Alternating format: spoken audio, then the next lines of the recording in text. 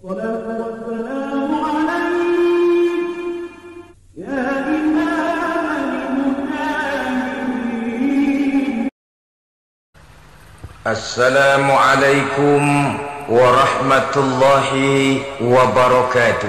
Waalaikumsalam warahmatullahi wabarakatuh. Saudara-saudara kaum muslimin rahimakumullah. Pembangunan fisik material yang tanpa diimbangi dengan nilai-nilai agama sering cenderung membentuk manusia yang materialistis. Tolok ukur dan sudut pandang dari segala persoalan hanya terbatas kepada benda yang nyata yang berada di sekitarnya. Akibatnya muncullah pola hidup konsumer yang tujuannya tidak lain adalah prestise, harga diri, kebanggaan, dan kemegahan. Maka terjadilah perlombaan di dalam mengejar sesuatu yang bernama materi. Mereka menyangka bahwa itu semua dapat mengekalkan kebahagiaan, dapat menunjang kehidupan yang langgeng. Ada yang berlomba-lomba mengejar-ngejar harta. Seluruh waktu dalam hidupnya habis untuk mengejar harta. Tidak peduli siang atau malam, sore atau pagi. Sujud tidak lagi sempat, Allah dilupakan dengan agama jauh. Ada yang berlomba mengejar-ngejar pangkat, jabatan, dan kedudukan. Tidak peduli menjilat ke atas, menginjak ke bawah, atau menyikut kiri dan kanan.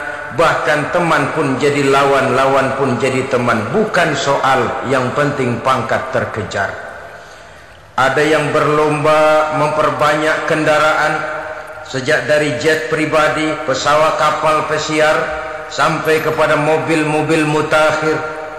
Ada yang berlomba memperbagus rumahnya, ada yang berlomba memperbanyak istri dan anak-anaknya. Seluruhnya tenggelam di dalam perlombaan yang menurut ukuran mereka akan mendatangkan prestise, kemegahan, dan kebanggaan.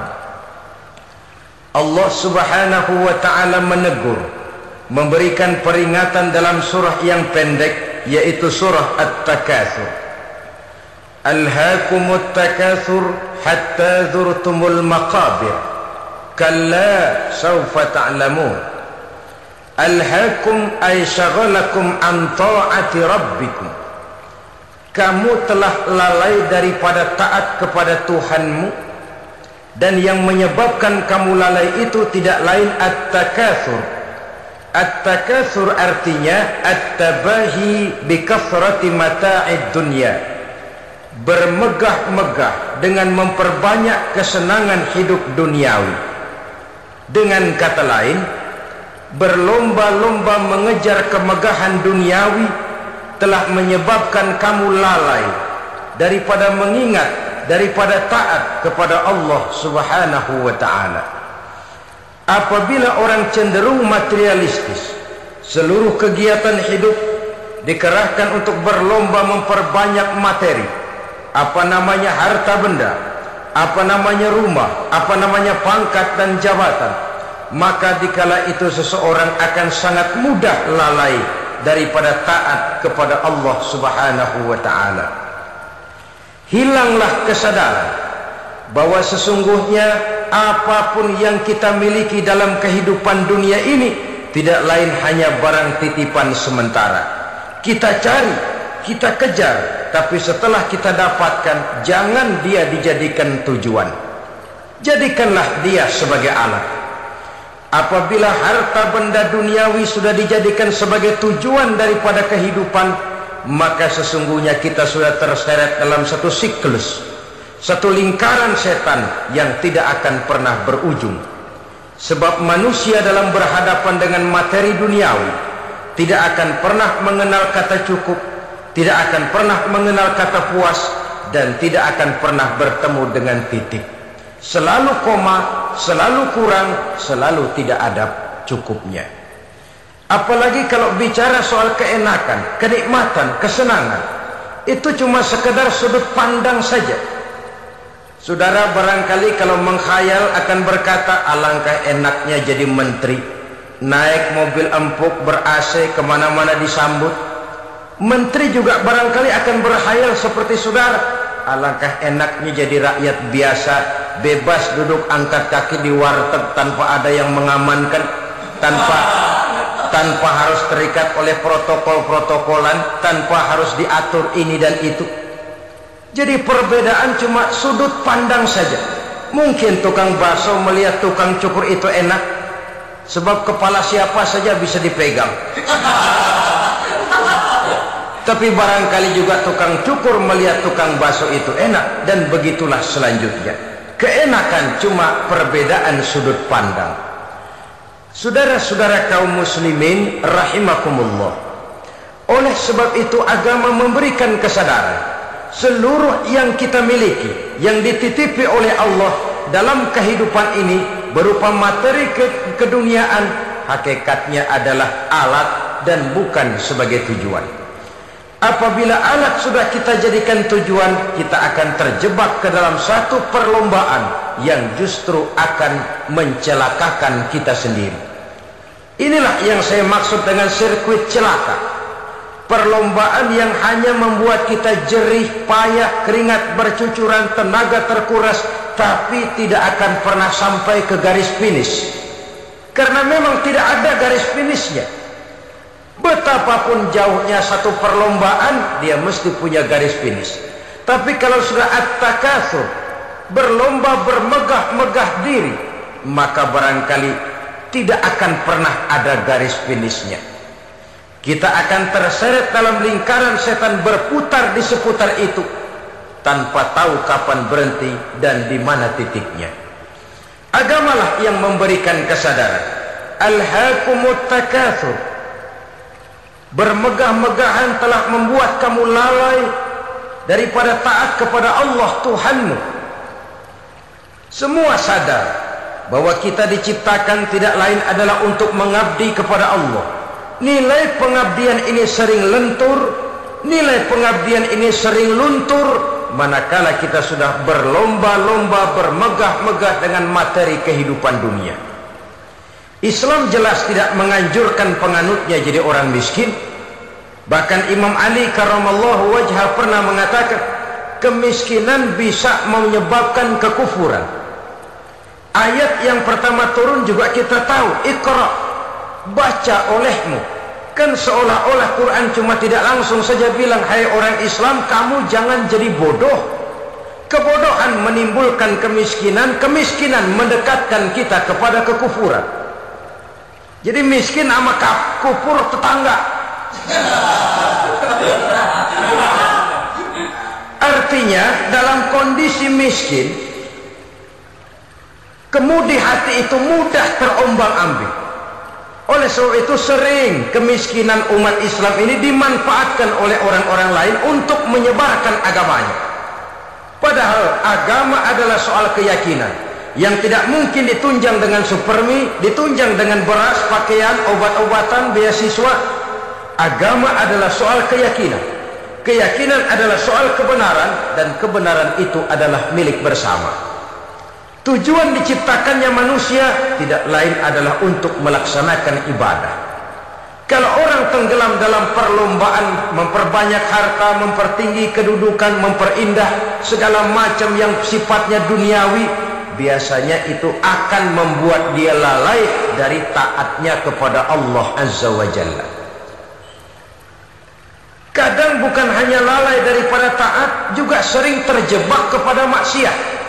Karena kalau pola pandang dan tolok ukur sudah benda duniawi semata-mata, sangat tidak mustahil orang lalu terjebak ke dalam prinsip menghalalkan segala cara.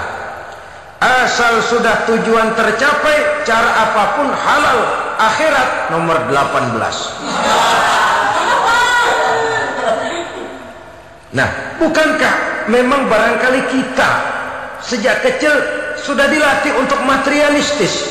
Umpamanya kita hanya sering dilatih untuk takut kepada yang konkret-konkret saja, takut kepada yang nyata-nyata saja. Seorang ibu kalau menakuti anaknya, aduh nak, kenapa ini kau kerjakan? Kalau bapakmu tahu, waduh, habis kamu. Ya, kita lihat, kalau bapakmu tahu, kalau polisi tahu, kalau hansip tahu, kalau satpam tahu, tapi jarang seorang ibu menanamkan kepada anak, nak, kenapa ini yang kau lakukan? Nak? Bukankah kau tahu Allah lihat, Allah tahu, Allah dengar, Allah, nak. Diajarkan takut kepada yang gaib. Karena kalau takut dia kepada polisi, dia pasti bisa cari tempat lain dong yang polisi kagak lihat. Kalau takut dia kepada satpam, minggir dong ke tempat yang kira-kira satpam nggak lihat. Tapi kalau sudah takut itu terpulang kepada Allah, kepada yang gaib, tidak sejengkal tanah pun yang terhalang dari pengetahuan Allah. Tapi itulah salahnya kita. Sejak kecil anak-anak sudah kita latih untuk takut hanya kepada yang konkret-konkret saja. Akibatnya sampai dia besar melembaga dalam kehidupannya. Dia nyolong, kata temannya, kamu nyolong ya? Iya. Kok nyolong sih? Emang. Kenapa nyolong? Biarin.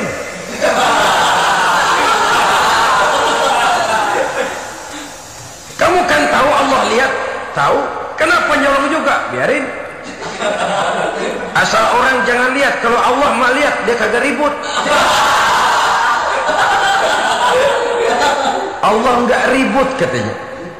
Nah, ini kan satu refleksi yang timbul daripada kenyataan. Jikalau orang hanya dijejali rasa takut kepada yang konkret-konkret saja, kepada yang zahir-zahir saja, yang akan tumbuh lalu mental kucing. Sopan, tenang, kalem, ayem, nggelenggem.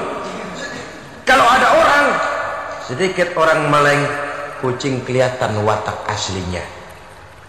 Saudara-saudara kaum muslimin rahimakumullah. Oleh sebab itulah maka agama lewat surah yang kita bicarakan pada pertemuan ini memberikan peringatan. Kala, jangan begitu dong. Kamu boleh mencari dunia, silahkan cari harta yang banyak, cari pangkat yang tinggi, tapi jangan itu membuat kamu lalai daripada taat terhadap Allah Subhanahu wa ta'ala. Jangan karena keinginan mendapat harta yang sebanyak-banyaknya lalu melakukan segala macam cara asal tujuan tercapai. Itu sudah membuat kita lalai. Jangan karena ingin mengejar kedudukan yang tinggi lalu jilat atas injak bawah, nggak mempan jilat, dukun dipakai.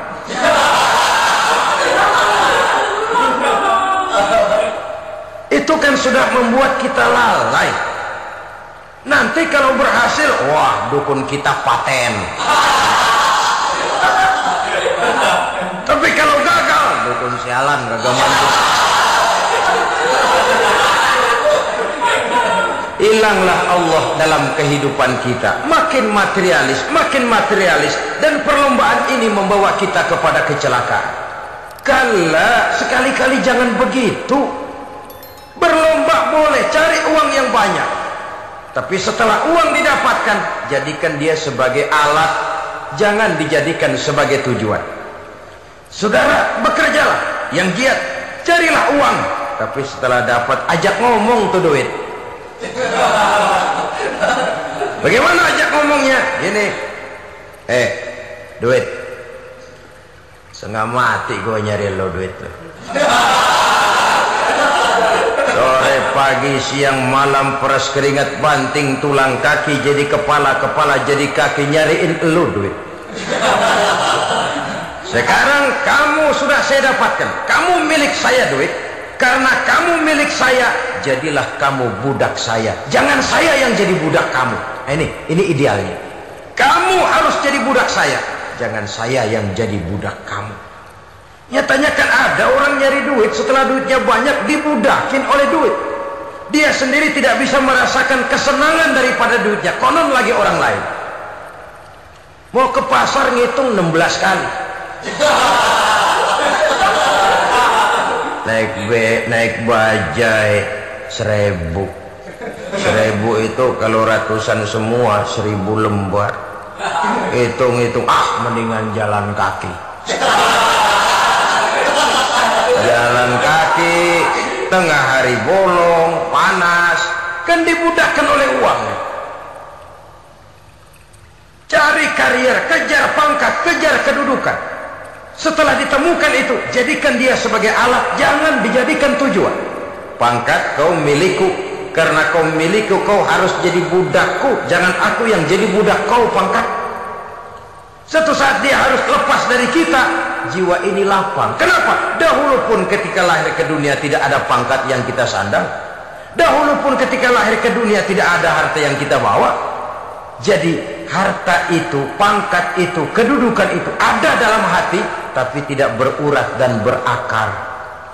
Kalau dia berurat dan berakar dalam hati, berat misah sama harta itu. Berat. Sekedar ngasih fakir miskin cepet juga berhitungnya 17 lembar.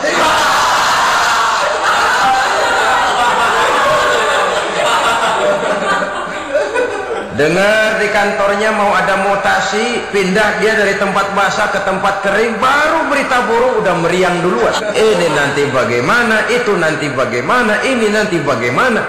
Kan tidak jarang orang yang kena apa istilah kerennya zaman sekarang itu post power syndrome. Post power syndrome ini pernah dianalisa oleh Nabi. Kata beliau, irhamu salasatan minan nas. Sayangilah 3 macam manusia.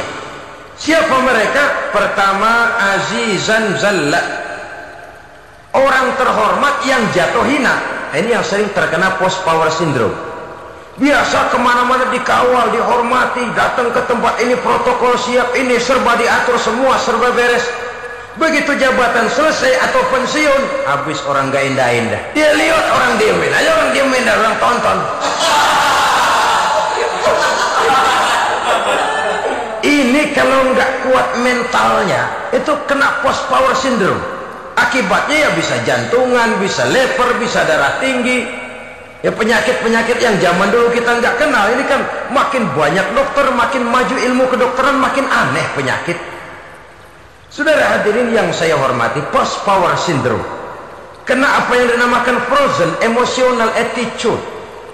Tidak kuat menghadapi kenyataan. Azizan zalla, orang terhormat yang jatuh hina, itu sangat perlu dikasihani.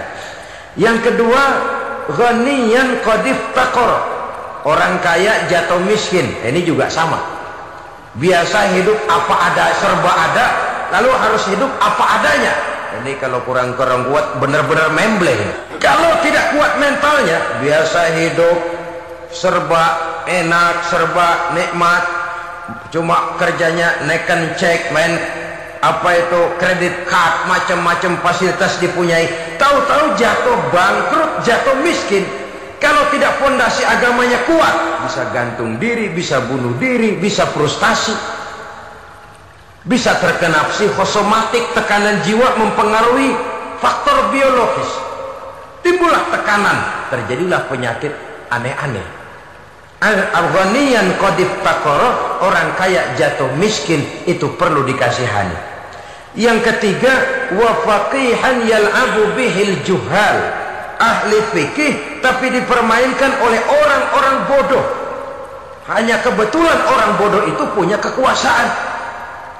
Hukum bisa dipesan, aturannya haram, Ustaz, ada haram dikit aja dah.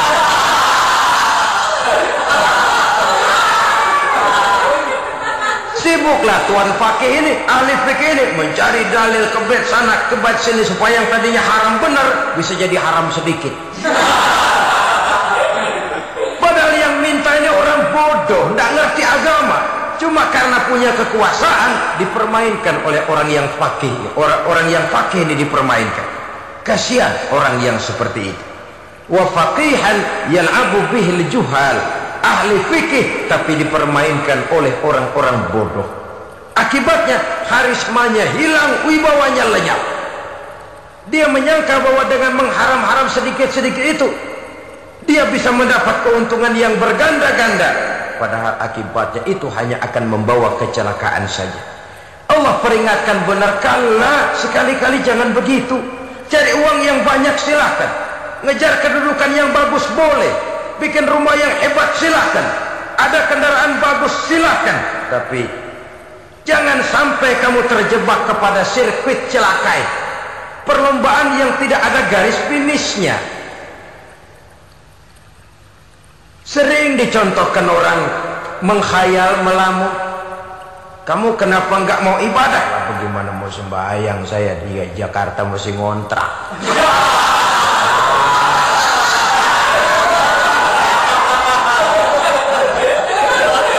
Bingung, tiap akhir tahun kontrakan habis. Kalau punya rumah sendiri walaupun kecil-kecilan, tenanglah saya ibadah. Baiklah, oleh Allah diberikan rezeki bisa bikin rumah walaupun kecil-kecilan. Sudah punya rumah sendiri, belum juga ibadah, apalagi mulur lagi. Habis bagaimana mau sembahyang, rumah kecil banget. Pinggir kali asal hujan bocor ya.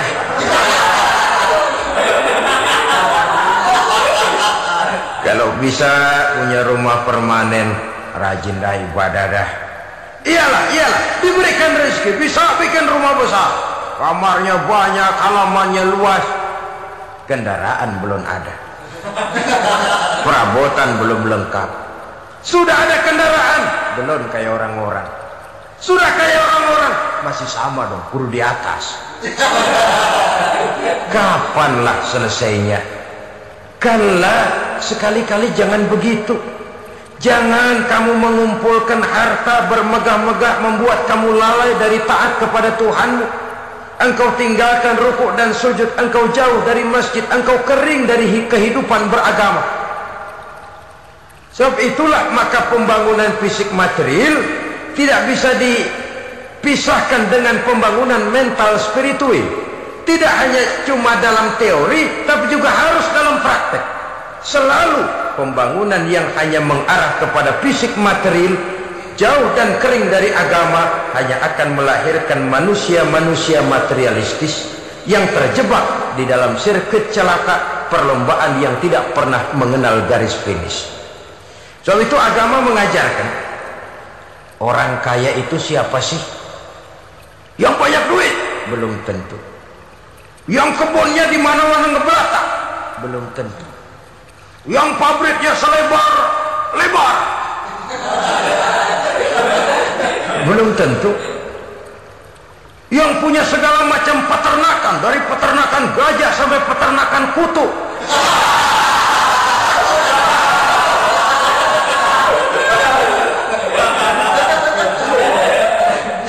Belum tentu. Agama memberikan tuntunan yang sangat luhur. Orang kaya itu adalah orang yang hidupnya cukup. Orang miskin itu orang yang selalu merasa kurang. Bagaimanapun banyak duit saudara miliki, kalau masih merasa kurang, masih miskin saudara. Saya punya uang 1.000 rupiah, Anda punya uang 1 juta rupiah. Mungkin saya lebih kaya dengan uang yang 1.000 ketimbang Anda 1 juta. Kenapa? Dalam tangan saya uang 1.000 besar, artinya sesuai dengan kebutuhan saya. Tapi di tangan Anda uang 1 juta, kebutuhan Anda lebih besar daripada itu lagi.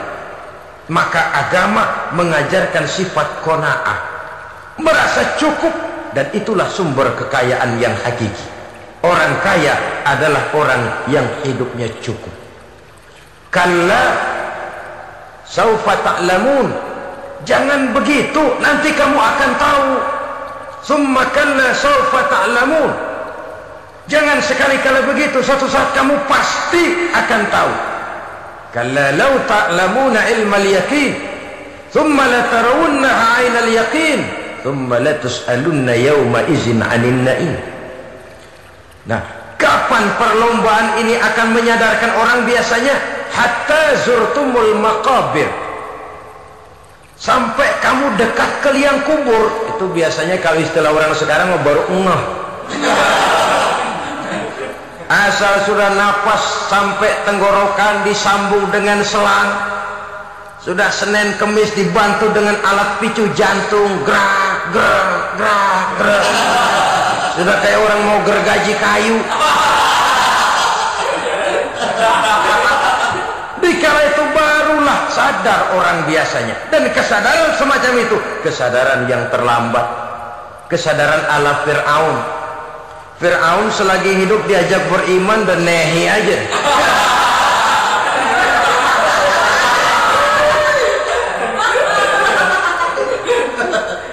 Tapi ketika dia tenggelam di lautan merah bersama seluruh tentaranya, dikala nafas hampir terputus, keluar ucapannya, amantu bi Rabbi Musa wa Harun.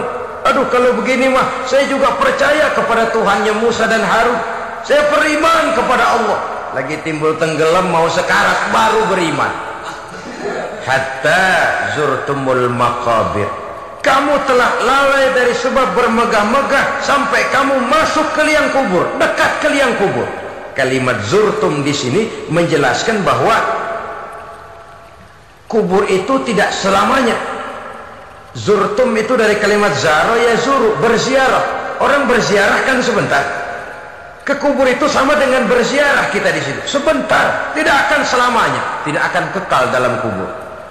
Bahwa kubur itu cuma satu halte dari sekian halte yang harus kita jalani. Hatta zurtumul maqabir ay mutum wa dufintum fil kubur, sampai kamu mati dikubumikan dalam kubur, barulah kamu sadar bahwa perlombaan itu hanya sia-sia, bahwa perlombaan itu tidak akan pernah mengenal garis finish, bahwa perlombaan itu akan membuat kamu celaka. Begitulah umumnya kebanyakan orang yang terjebak ke dalam paham materialis, baru menyadari kesalahan langkahnya pada saat napas sudah sampai di tenggorokan. Ternyata uangnya yang miliaran rupiah tidak sanggup menyambung napasnya. Ternyata kendaraan yang serba mewah berkilat tidak sanggup meneruskan kehidupannya. Ternyata pangkat jabatannya yang tinggi yang membuat dia menyebabkan temannya jadi lawan-lawannya jadi teman, tidak akan sanggup menghentikan sang malaikat maut. Kalau keadaan sudah begitu, baru sadarlah kita terlambat. Karena saat seperti itu akan dihadapi oleh setiap orang. Kala, jangan begitu. Sadarlah kamu bahwa kalau sudah dekat ke liang kubur kamu baru insaf, itu terlambat. Sebelum nafas sampai di tenggorokan, pintu taubat masih selalu terbuka.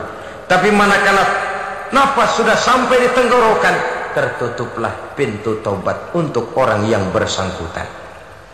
Oleh sebab itu, perlombaan dengan bermegah-megah terhadap materi duniawi, tolok ukur dan pandangan hidup yang terbatas kepada wujud benda semata-mata, memang sering menyebabkan orang lalai, sering menyebabkan orang lupa diri, tidak sadar tentang hakikat yang terpenting dari kehidupan ini, yaitu tentang dari mana dia datang, di mana dia sekarang, dan kemana dia akan pulang.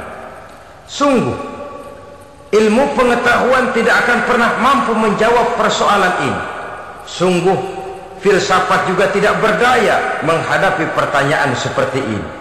Hanya agama yang mampu memberikan kepastian batin tentang hakikat dari mana kita datang, di mana kita sekarang, dan kemana kita akan pulang. Makin kita renungi pertanyaan ini, makin kita menemukan diri sendiri, dan makin kita menemukan mengenal diri sendiri, kita akan semakin mengenal Allah Subhanahu wa ta'ala.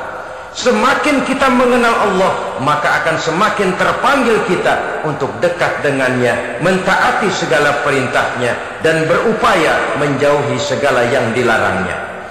Dengan demikian selamatlah kita dari satu perlombaan yang hanya akan menyeret kita kepada menghalalkan segala cara, jauh dari agama, jauh dari Allah, bahkan jauh dari sesama manusia.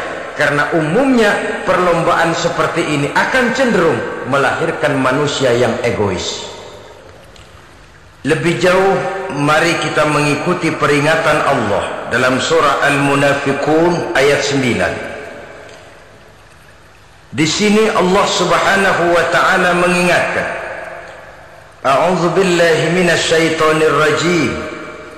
Ya ayyuhalladzina amanu لا تلهكم أموالكم ولا أولادكم عن ذكر الله ومن يفعل ذلك فأولئك هم الخاسرون. Hai orang-orang yang beriman, jangan sampai hartamu dan anak-anakmu melalaikan kamu daripada mengingat Allah. Wa may yaf'al dzalik, Barang siapa yang melakukan hal seperti itu, fa ulaika humul khasirun, maka merekalah sesungguhnya orang-orang yang merugi. Rugi dunia, rugi akhirat. Disebutkan di sini dua hal yang sering menyebabkan kita jadi lalai. Amwal dan aulad, harta dan anak-anak, materi dan keluarga. Perlombaan di dalam mengumpulkan materi sering menyebabkan kita menjadi lalai. Begitu juga amanah berupa anak ini sering kita lalaikan atau sering membuat juga kita menjadi lalai. Kita lalaikan dalam arti bahwa keduanya, baik harta baik anak, merupakan amanah dari Allah. Setiap orang tua akan dimintakan pertanggungan jawab. Apabila kita lalaikan amanah ini, maka resikonya akan kembali juga kepada kita. Tapi satu hal yang jelas dalam ayat 9 surah Al-Munafikun ini, bahwa perlombaan memperbanyak harta dan anak-anak yang masuk dalam kelompok at-takatsur itu tadi akan menyebabkan orang khasiru, termasuk ke dalam kelompok orang-orang yang rugi. Perlombaan yang hanya akan membawa kerugian semata-mata. Kemudian di dalam satu hadis Rasulullah sallallahu alaihi wasallam memberikan peringatan. Beliau bersabda, "Iza azzamat ummati dinaran wa dirhaman, nuzi'at minha haibatul Islam, wa iza tasabat ummati saqatat min ainillah, wa iza turikatil amru bil ma'ruf wan nahyu 'anil munkari, hurimat 'alaihim barakatul wahyi." Ada tiga hal yang kalau kita kerjakan akan menimbulkan tiga macam akibat di dalam hadis ini. Pertama, iza azzamat ummati dinaran wa dirhaman. Apabila umatku sudah mengagung-agungkan dinar dan dirham, artinya kalau umatku sudah jatuh menjadi umat yang materialistis, segalanya diukur dari dinar dan dirham. Dinar dan dirham ini kalau bahasa Inggrisnya dokat.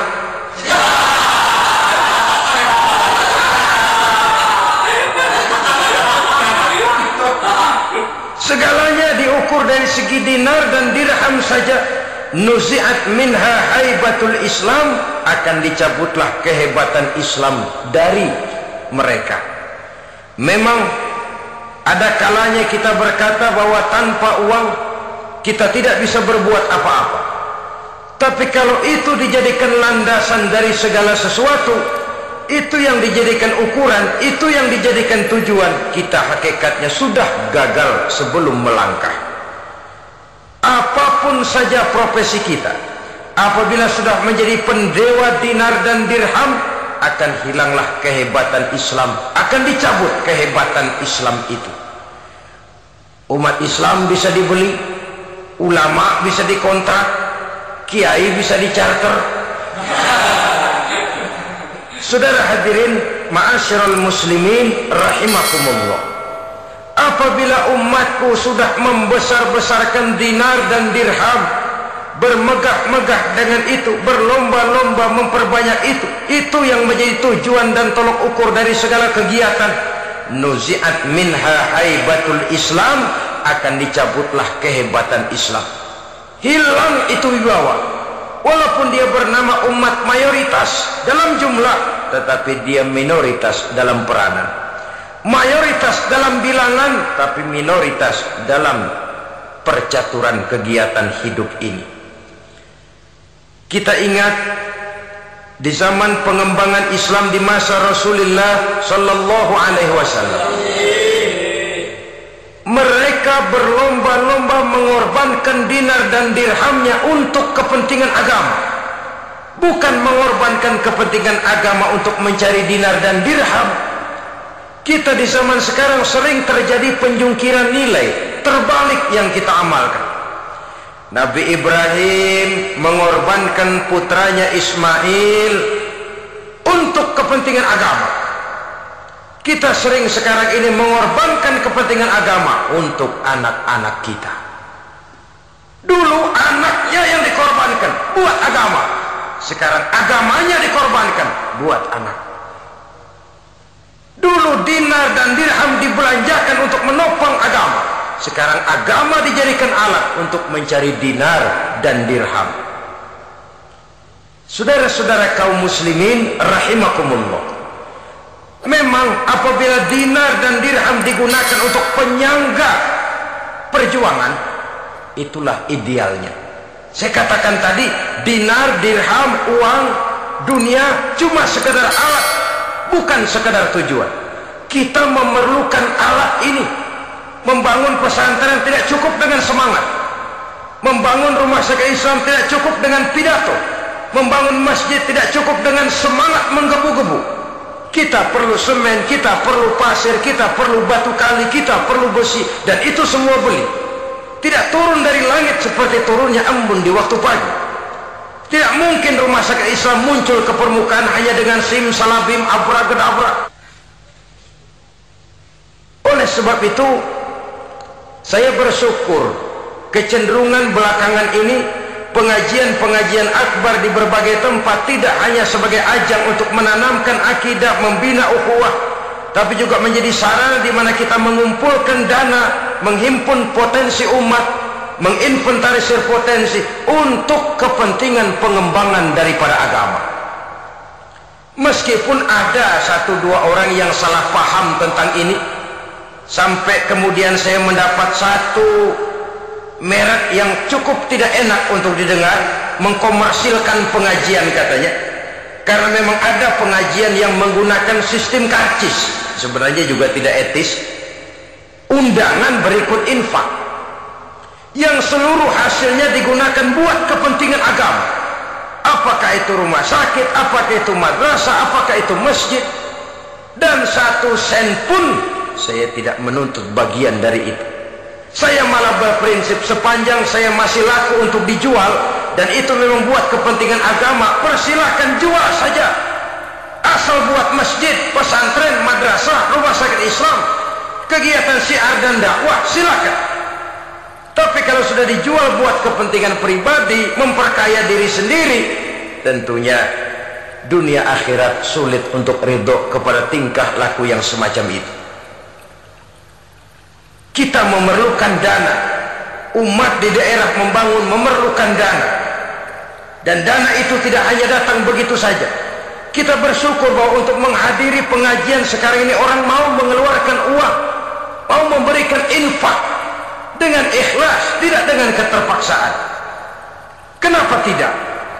Sehingga ini lalu diinventarisir untuk kepentingan pembangunan agama. Ratusan juta rupiah terkumpul dari pengajian-pengajian rutin ini, pengajian-pengajian akbar ini.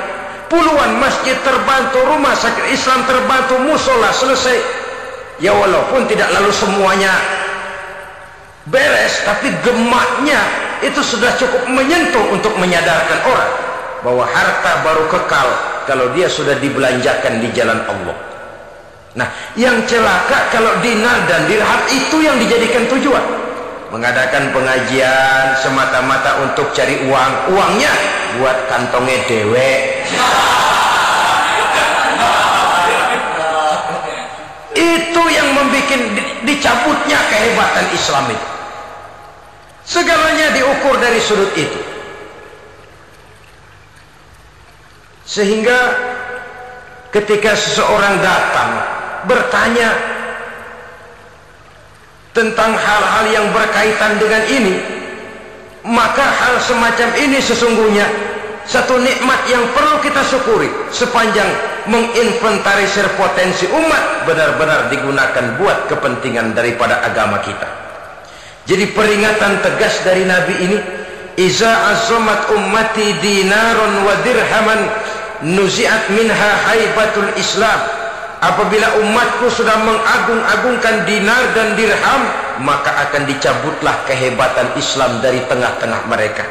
Remeh saja orang memandang kita, enteng saja orang memandang kita. Satu. Yang kedua, peringatan Nabi, wa iza tasabat ummati saqatat min ainillah. Apabila umatku sudah saling mencaci maki, apabila umatku sudah saling berbantah-bantahan, saqatat min ainillah, jatuhlah mereka dalam pandangan Allah. Kalau sesama umat ini sudah saling menjelekkan, apakah yang menjelekkan itu lebih bagus dari yang dijelekkan di hadapan Allah? Dua-duanya sama rendahnya. Pribadi saya mungkin puas kalau saya bisa menghantam saudara di depan umum, menjelek-jelekkan nama saudara. Tapi lebih baikkah saya dalam pandangan Allah sama rendahnya dengan orang yang saya jelekkan? Itu pun kalau yang dijelekkan benar-benar jelek. Kalau cuma sekedar fitnah, wah, lebih celaka lagi nasib si orang itu tadi. Ini artinya menyadarkan kita bahwa umat ini sudah diikat dengan akidah. Beraneka ragam kita, tapi harus ada kebersamaan. Berbeda kita, tapi harus satu, sebagai satu ummatan wahidah, satu umat yang satu. Oleh sebab itu, persamaannya lah yang harus kita angkat ke permukaan, bukan perbedaannya yang kita perbesar. Sudah datang waktunya umat Islam bangun dari tidurnya, jangan lagi dibuai oleh irama mayoritas. Sudah lewat masanya kita bertengkar karena persoalan-persoalan kecil yang tidak prinsip. Sudah datang waktunya umat Islam bersatu, menyusun saf yang lebih lurus, oleh karena ia dihadapkan kepada tantangan-tantangan yang tidak semakin ringan.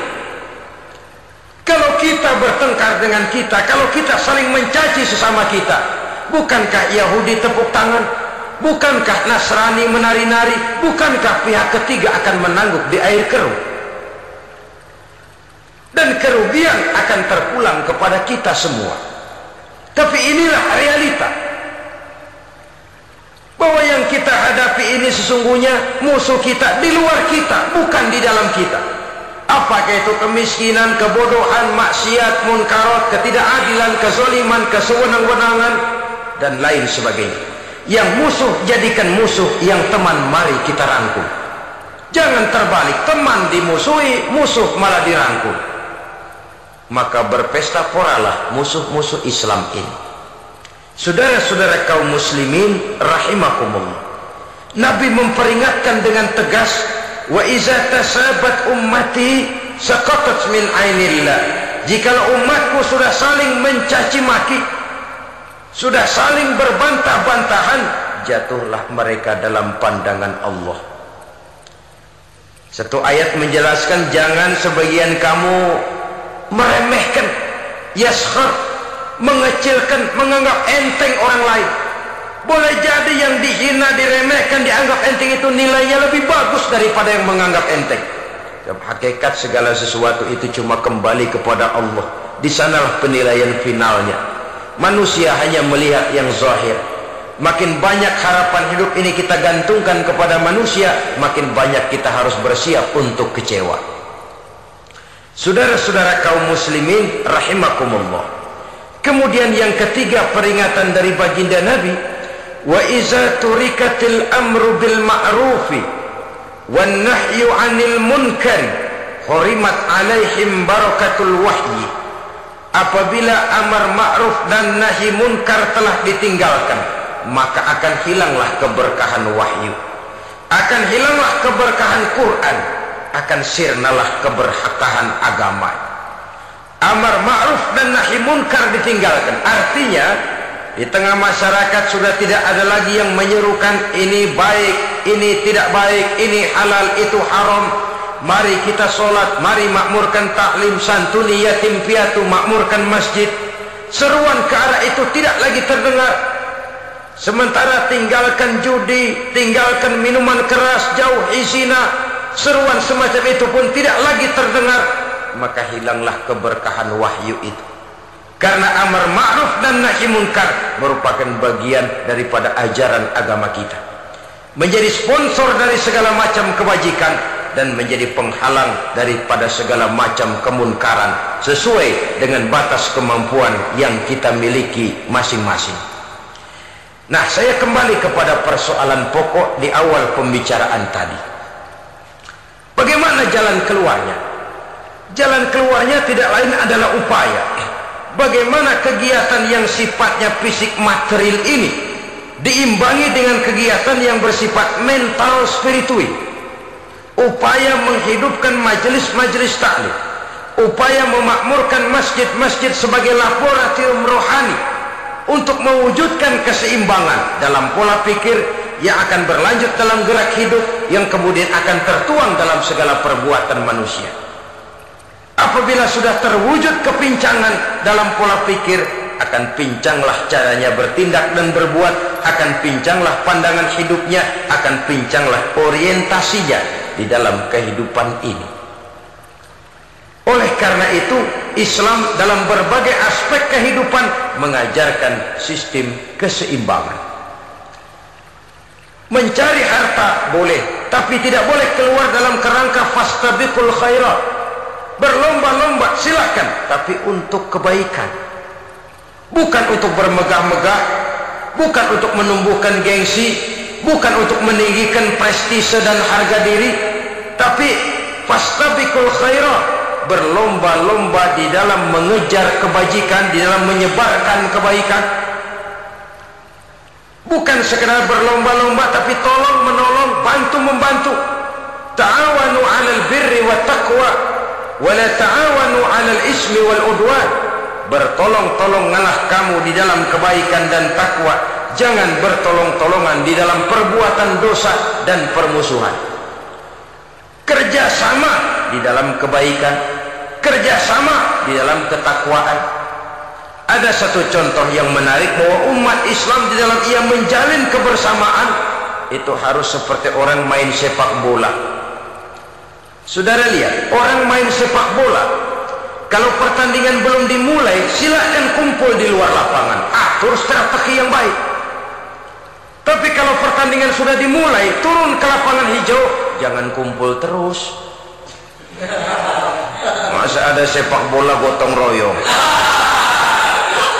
groyok ke sana, groyok ke sini, ya kalah terus. Harus ada yang jadi penyerang tengah, kan begitu toh sepak bola. Harus ada yang jadi kiri luar, kanan dalam, striker, back, penjaga gawang. Yang penting kerjasama, teamwork, lalu mampu menciptakan operan-operan. Yang jadi back jangan ngiri sama yang jadi penyerang tengah. Jangan hasut, sebab bagaimanapun juga andai kata si penyerang tengah berhasil menjaringkan bola ke gawang lawan, kan kemenangan bukan kemenangan satu orang, kemenangan satu kesebelasan, kemenangan satu tim. Ini yang sering terjadi, back ngiri sama penjaga gawang, lalu penjaga gawang ngiri sama penyerang tengah ngiri sama kiri luar. Ya kapan mau menggolkan ke gawang lawan? Kita ini satu kesebelasan, posisi boleh berbeda. Umat Islam itu harus ada yang jadi camat, lurah, bupati, gubernur, menteri, jadi jenderal, jadi konglomerat, jadi pengusaha, jadi teknokrat. Yang penting kerjasama, teamwork, mampu menciptakan operan-operan yang akurat. Diego Armando Maradona, enggak pakai dia, enggak. Itu katanya maha bintang, gagah, hebat, bintang lapangan hijau. Kapan Maradona hebat? Kalau ditunjang oleh 10 temannya yang lain, merupakan satu kesebelasan. Bagaimanapun hebatnya Diego Armando Maradona, kalau dia sendirian lawan satu kesebelasan, remek.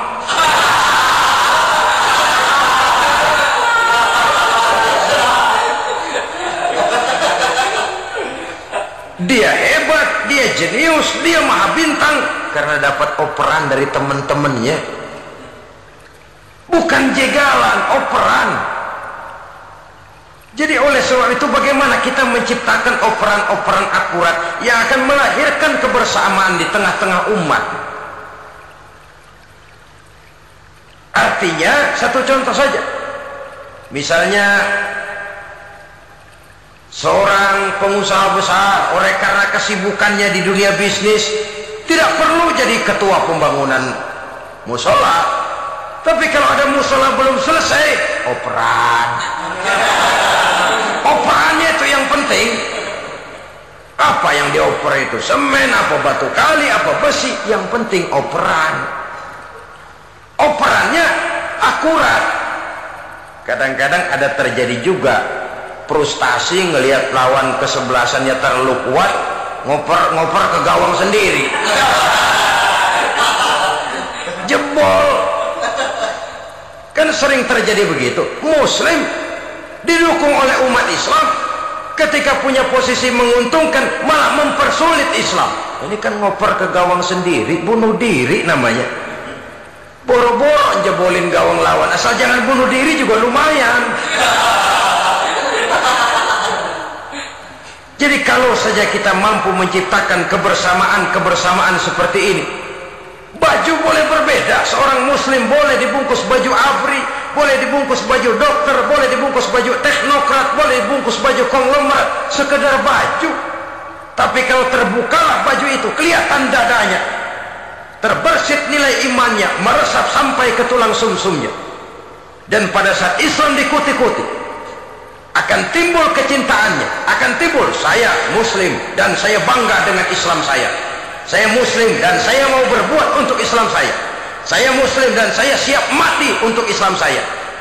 Dengan baju apapun dia terbungkus, kalau roh, jiwa dan semangat semacam ini tertanam, saya yakin kita umat Islam akan mampu berbuat lebih banyak dengan mewujudkan operan-operan akurat yang sangat diharapkan oleh umat itu tadi. Oleh sebab itu, saudara-saudara kaum muslimin rahimakumullah, baju boleh berbeda, bendera boleh beraneka warna, tapi jikalau bernama muslim, persamaannya yang dicari, jangan perbedaannya yang diperbesar. Nilai persaudaraan yang diikat dengan akidah semacam inilah yang banyak dicari orang, yang banyak menyebabkan orang masuk Islam. Di mana masjid kelihatan benar sebagai simbol kehidupan demokrasi dalam menciptakan ukhuwah, wawasan ukhuwah ini.